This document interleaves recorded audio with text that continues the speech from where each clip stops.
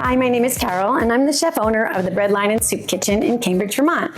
I specialize in seasonal soups and breads and catering, and I have a takeout and delivery business. Today, we're going to have a battle of the chowders. That's New England Clam Chowder versus Manhattan Clam Chowder. But before we get going on the chowders, we're going to make some great crusty bread. So to start with, you're going to have 450 grams of bread flour, and it's important that you use bread flour for this recipe because you want to get that nice high rise and bubbles on the inside and a good crusty exterior. So 450 grams of bread flour. I would recommend that you use a kitchen scale, but if you don't have a kitchen scale, that comes to 3 cups of flour spooned and leveled. You're going to add to that 2 teaspoons.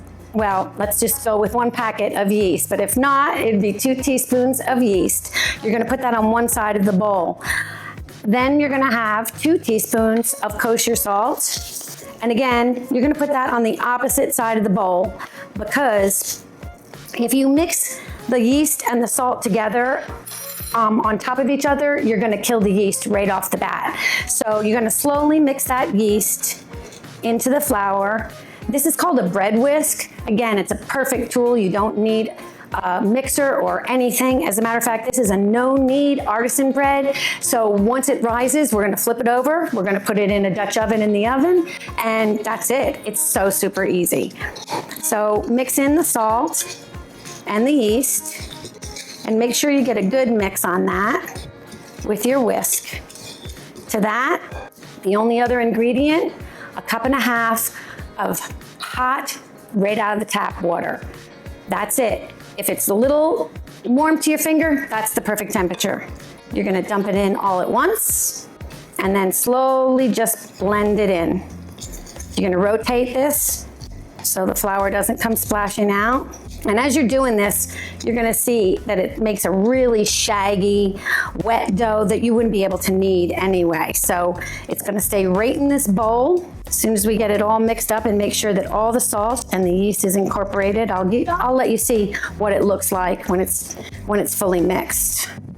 So kind of fun today to do the Battle of the Chowders. I was born and raised in New Jersey, and then I relocated about 30 years ago. My husband and I relocated to Vermont after long careers in the corporate world, and I had many years as a management in executive corporate dining. So hence the Battle of the Chowders. Jersey girl relocates to Vermont. So that's what you want this to look like. Really wet and shaggy. You can't really even touch it. After that, you're gonna take this, which, believe it or not, is a shower cap. You can still find at the drugstore. Cover it, and this is gonna set aside for about 1.5 hours to rise. It's gonna double in volume and be real wobbly, but we'll take a look at it when it's set to go. All right, let's move on to making some soup. So after your bread is risen and it's doubled in its size and it's real bubbly and jiggly, prior to that, you're going to have preheated your oven to 450 degrees. Along with that, you need a Dutch oven or a cast iron pot like this one. This is also going to be preheated to 450 degrees. So you might say, well, how am I going to get my bread dough into that? So what you want to do is take the lid, put it on a piece of parchment paper, and you got to make sure it's a real high temperature parchment paper. Draw a circle around. So now you're all set. You can put this into preheat. Then draw 2 lines on the side, and what you end up with is a sling hammock like this. So you're gonna put your bread right in there with this parchment sling that goes right into your hot pot so you won't get burnt. All right, let's get over and make some soup. All right, so we're ready for Manhattan Clam Chowder. Believe it or not, Manhattan Clam Chowder and New England Clam Chowder have very similar ingredients with the exception of a few things. And of course, for Manhattan Clam Chowder, it's the tomatoes added. But we still have some cream, the potatoes, the clams, the onions, and celery. So both recipes start with about 5 to 6 pieces of bacon, slices of bacon, and you want to fry them up, saute them up in your pan until they get good and crispy. What's going to give this soup real flavor is you're going to cook the rest of it in the bacon grease that's left from the bacon drippings. Then you're going to add onion, and carrot, and also celery. But I want to show you a little something about celery that a lot of people don't do or may not even know. And that's that celery, we all know, has a lot of stringy strands in it, and you want to make sure that you peel that off of your celery. Some will melt in the soup, but the majority won't, and it's something that gets stuck in your teeth. It makes it kind of chewy, so you want to make sure that you peel your celery of all those stringy bits. And all you have to do is, just as I'm doing, you want to grab the little bit at the end, and then we're going to add that to the onions and the carrots. So every soup that's made, basically every single soup, starts with the same 3 ingredients: carrots, onions, and celery. It's called a mirepoix, and it's the basis for all the flavor that soup has. The longer you can cook it, you want to give it a good 5 minutes or so. That'll bring the real flavor profile to your soup. So we're going to add that right in to the bacon fat and add in this celery as well. So about 1.5 stalks of celery, same for the New England, and you'll see because we're going to make that one next. So, little history on chowders. The first that it's recorded, or as the story goes, New England clam chowder was brought over by the European settlers. That rich, creamy, chowdery kind of sauce came from the European settlers. Then, as time went on, local ingredients were added like clams and what have you. So by the 18th and 19th century, clam chowder, New England clam chowder, was a staple in every household, restaurant, anywhere you went. Manhattan clam chowder came along with the addition of tomatoes. So funny story is that a state of Maine legislator tried to make it illegal to add tomatoes to clam chowder. So I don't know if that ever actually happened, but I can tell you that if you ask someone from New England about putting tomatoes in clam chowder, they're going to tell you it's illegal. So that is the only difference basically between the two soups. So we're going to cook off this for a little bit, get the vegetables tender so that when you add your liquids, they can kind of simmer down and complete the chowder. All right, that's coming along great. Now, I'm gonna set aside the clams. You want about 15 ounces of clams if you're using canned. If you're gonna use fresh clams, about a dozen cherry stone clams, and then you've gotta follow the process of cleaning them, making sure you soak them in cold, salty water several times to get all the sand out, and then you can steam them a little bit and chop them up. For today, we're using canned, and you wanna use about 15 ounces of canned whole baby clams. The clams and the cream that is going to go into this are going to be set aside and put in at the very last and just kind of heated through. So those don't need a lot of cooking time. We have 2 russet potatoes. They cook down nice. They keep some body to them, so there's a little bit of bite to it, a little bit of al dente, and both soups take 2 russet potatoes. Both soups are going to take 8 ounces of clam juice. If you're using fresh clams, you can save some of that steaming liquid and add that too. That'll make it a little bit richer. But for today, we're using the jar. So after this gets going just a little bit, you're going to add 2 cloves of chopped garlic. And again, it will be the same for the New England, but we'll get there. We'll do it. We'll do the New England. There you go.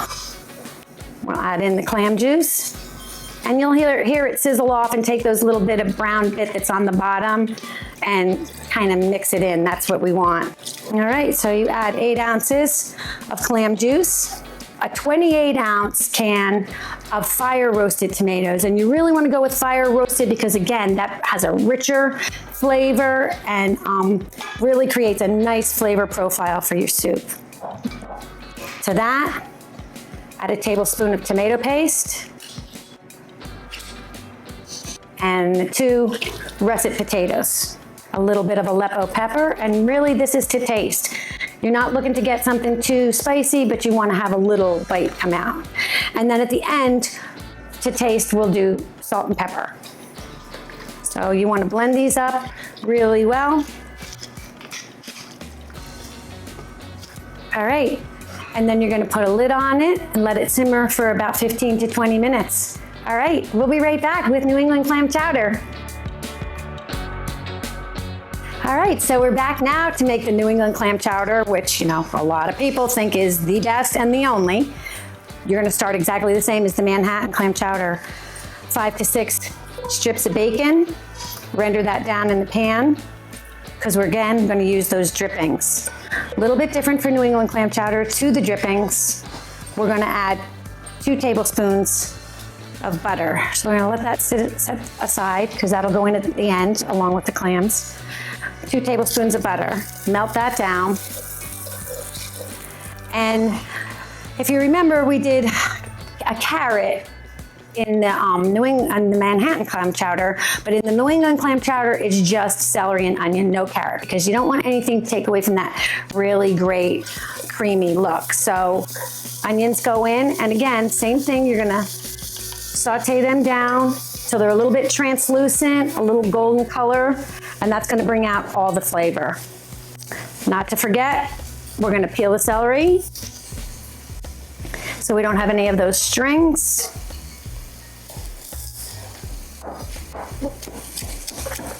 And you just wanna dice them up just a little bit. Honestly, with all the vegetables, even with the potatoes, you still wanna get that little bit of crunch. You don't want the whole thing to be creamy. It's not a totally creamy soup with everything smooth. So you want to get a little bit of that vegetable bite still. So we'll saute those for a little bit. And then another thing that's very different, as soon as this butter melts out, we're going to whisk in some flour once this gets a little bit cooked down. And that's going to make what they call a roux. That's going to help to thicken up and make a really rich and creamy soup. So with the bacon, the butter, the onions, and the celery, we're also going to add a little bit of garlic, which I put in there.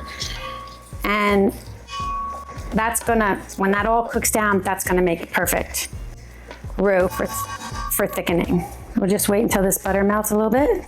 All right, so we have 1/4 cup of flour that we're going to add to this mixture. And same as the Manhattan Clam Chowder, you're gonna get those little bit of brown bits down the bottom. That's what you want. That's all the flavor and goodness that comes from the bacon. I don't know if you can see this or not, but it's got a nice, great color to it. And I'll show you again when we get that flour cooked down what you're going for, because you need to cook. So wheat flour is a raw product. It has to be cooked. It always has to be cooked. It tastes awful if it's not cooked off. So anything that you're thickening with flour, you want to be sure you take plenty of time to cook off the flour. So we're going to add that 1/4 cup of flour, and we're going to mix that right in. And you'll see it immediately gets this great golden color. That's going to give all the creaminess. And again, there you go. See what that looks like? Nice golden color. All right. 8 ounces of clam juice. Again, if you're using fresh clams, you can save some of that steaming liquid. It'll give great flavor, but it's okay to use this. 1 cup of vegetable broth. All right, and again, same as Manhattan Clam Chowder, we're gonna add 2 russet potatoes. Spices are a little bit different. We're gonna add 3 really nice sprigs of fresh thyme. I have my own garden, so I'm really blessed to be able to just walk out in the garden, snip what I need. And 1 bay leaf. So a lot of times people are surprised that there's such a thing as wine pairing for soup. There's wine pairing for anything that you can eat. Absolutely anything. As I'm going to show you, there's a great dessert wine here as well. So I'd like to point out, I call out to Boyden Valley Winery. It's local to us in Cambridge, Vermont. Our good friends, David and Linda Boyden, own the winery, and they also produce spirits. And the best thing for actually both New England Clam Chowder and Manhattan Clam Chowder is a great crisp rosé. So here's the rosé. It's called Rosé La Juju. It's named after their daughters, Lorenz and Juliette, and it's the perfect pairing for both soups. When we get down to what I suggest for dessert, I'll tell you about the other wine that belongs to them. So again, this is going to simmer just like the Manhattan for about 20 minutes, and then we'll add the cream and the clams to it, warm it up, and we'll be ready to serve. All right, we'll be right back. All right, so now we've waited an hour and a half. And again, depending on the temperature of your kitchen, it'll be an hour and a half, 2 hours in the winter. It could take even longer, but we're at exactly where we want it to be to put it in the oven. So as you can see, it's good and doubled in size, and you can see it's real wobbly and there's actually some bubbles in it. So this is all you need to do. You're gonna scrape this off onto your pre-cut sling and put it in your Dutch oven that's been preheated to 450 degrees. So we are lucky though, because we have one that is all set and ready to go. And I'll bring that over to you right now.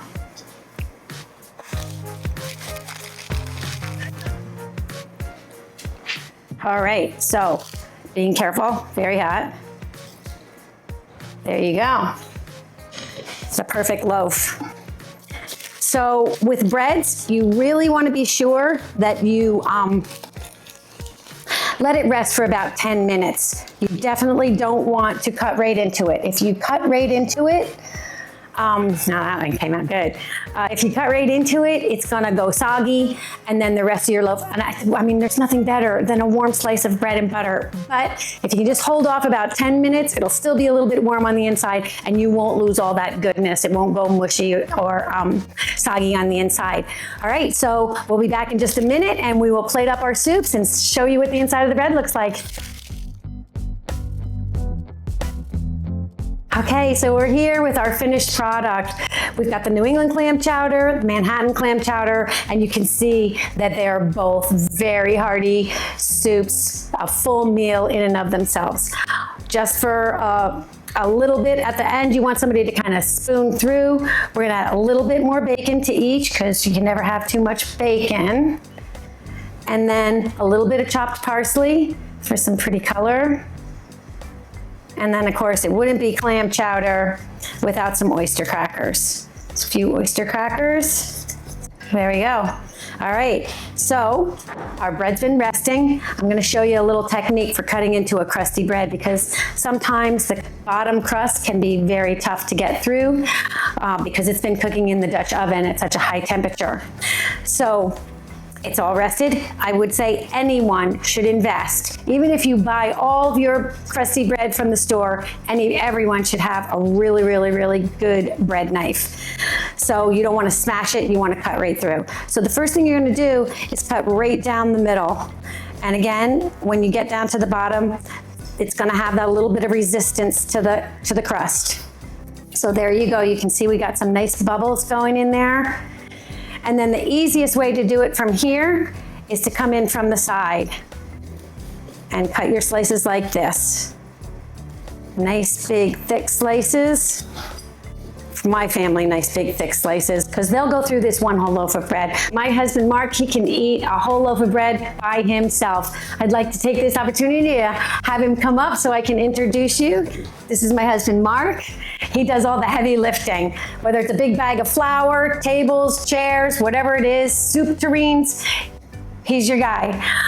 So I did want to mention that although we didn't make a dessert, a perfect pairing to go with these soups, and we've got the New England Clam Chowder and the Manhattan Clam Chowder. The perfect pairing for this would be a lemon sorbet. And to that, Boyden Valley Winery's blueberry wine is a great choice to go along with that. It's an after dinner wine. It's processed like a port, like a fine red port. It's semi-dry and perfect accompaniment to lemon sorbet and a kind of heavy meal like this. Believe it or not, with the cream, these can be a full meal all on their own, not just appetizers. And the fun part is it comes in a cobalt blue bottle. So lastly, I'd just like to mention Cambridge Cares. It's a nonprofit group of volunteers in our town that help people who are experiencing some issues in their lives, whether it's housing needs due to the flooding that we've had in our area recently. It gets pretty cold up there in Vermont. Sometimes people just need a ride to the doctor or help getting the social services that they need. So we're proud to be a part of the Cambridge Cares organization in our town. All right, well, that's it for our show. Just wanted to say you can find us online at breadlinesoupkitchen.com, on Facebook at thebreadlinesoupkitchen.com, and on Instagram at breadlinesoupkitchen. Thanks so much. Thanks for letting me cook for you.